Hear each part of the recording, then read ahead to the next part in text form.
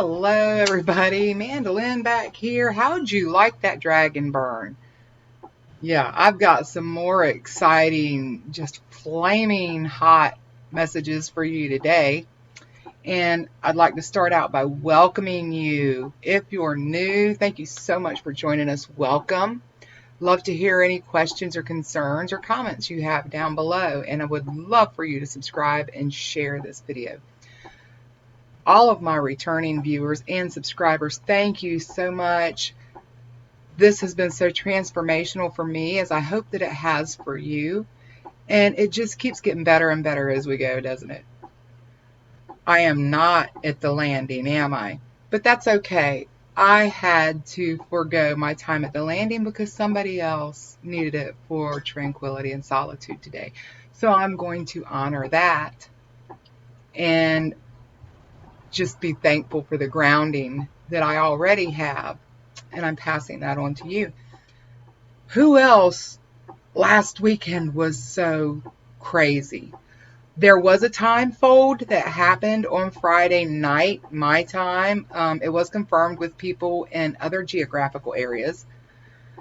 So know that that was a real thing that happened.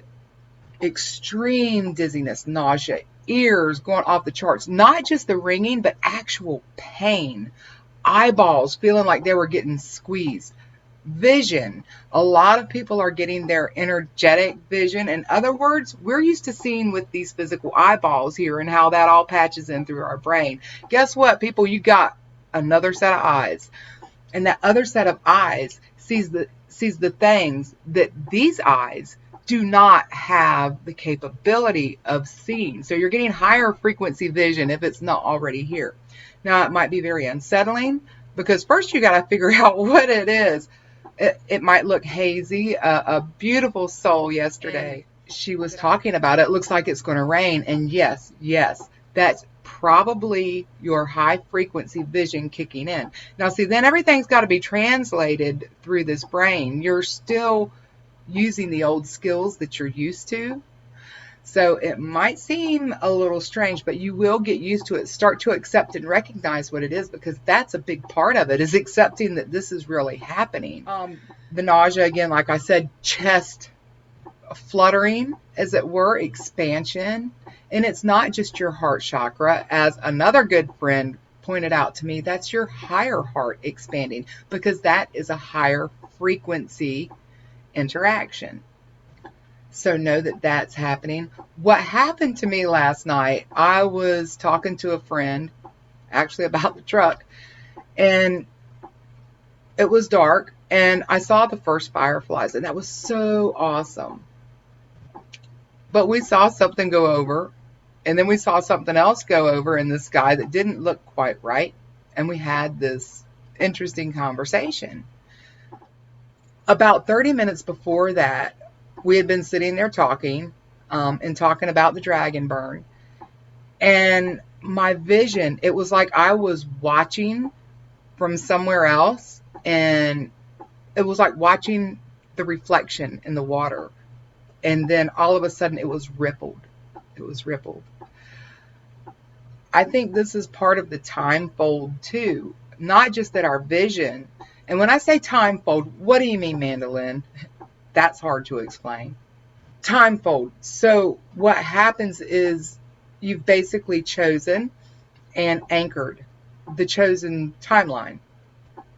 And when I say timeline, no, it doesn't mean about going to a different time.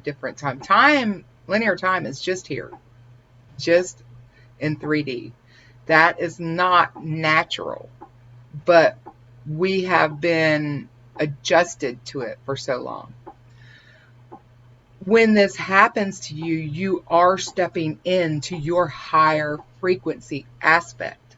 And that will become your main aspect. Think of it like changing outfits, maybe.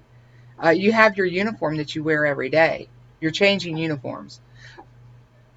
So know that these things are happening.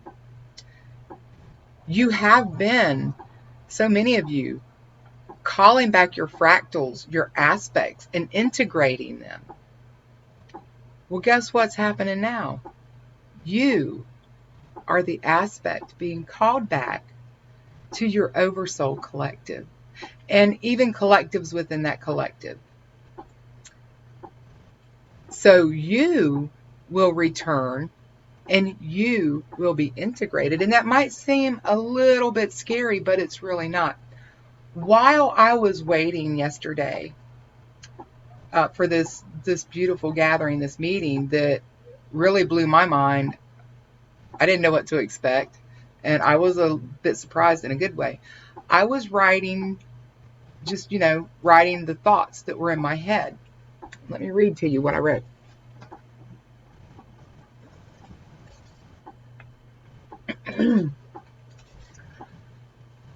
The strangeness of separation has returned. The memory of wholeness is regenerated into our awareness. We long to find the others aware that we are aspects of each other and Creator. Our stories are different perceptions of a larger experience. As we return to the collective, our experiences form a new panel on the tapestry. As the designs emerge, the colors begin to dance through the threads as the experience is transformed into art. The spectrum of colors is infinite, the textures luxurious, and the design is divine. This is us, the all aspects of creation and Creator. And it was so strange because that's what was illuminated by this gathering, having synchronistic ideas and thoughts with people you've never met before. And then realizing how you've been doing it all along as well. There are probably people in your life, some of them that you've never met, and you just feel comfortable with them. I have some good friends that we may not speak every day, but there are times when she may call me or I may call her. And sometimes it's what's going on, and sometimes it's I love you, and sometimes I need your help. But the comfort is there because all along we have subconsciously realized that we are aspects of each other. That's why it's okay for us to step into it, even if for a moment, knowing that we're going to return one day. Quickly, new moon in Aries. What's so big about the new moon in Aries? I'll tell you what's big about the new moon in Aries. New moon, manifest. We are manifesting the destiny that we have chosen. This is the next step. It's going to be Sunday, April 11th at 22:30. I didn't look up the coordinates. I'm sure that's very synchronistic too.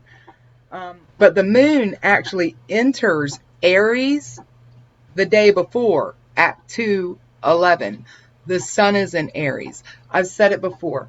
Aries starts the zodiac cycle all over again, going all the way back to ancient Sumeria. They had such an amazing knowledge of astrology and the stars that has not even been discovered yet. It will be. I mean, I've seen the first zodiac wheel that was a pedestal that the stars shone down into. I've seen it. It's real, and they will find the artifacts one day. But it's not just our moon cycle starting over. It's not just our current astrological cycle starting over. The cycles beginning again are too infinite to name. And when you experience that return to wholeness, to the all, you start to be overwhelmed when everything is pushed down into a little box instead of being larger, because that is what makes sense. So if you're feeling a little disassociated, might be the right word, in what you call your normal life, well, okay, just realize that that's just a piece of who you are and what you are. It's an aspect. You are free to be the beautiful aspect of wholeness or a collective or another, or maybe something new that you want to experience. That's fine. That's fine. Know what it is that you're feeling so that you can get the most amazing experience as that aspect in that moment. That's why we're feeling these things. That's why we feel like a little woozy, rocky, sway. I'm not going to say like on a boat because I love being on a boat. But you might get the heart flutters. That is you adjusting, advancing, ascending. And that's a beautiful thing. So that is my message for the new moon. And I just wish all of you so much truth and light and just the complete peace and happiness that you do deserve and you are worthy of. And I look forward to seeing you on the next video. I appreciate all of the love and all of the hard work that so many of you do. And know that I am very grateful to be on this journey with each and every one of you. And I look forward to seeing you up there in the collective. So until next time, bye y'all.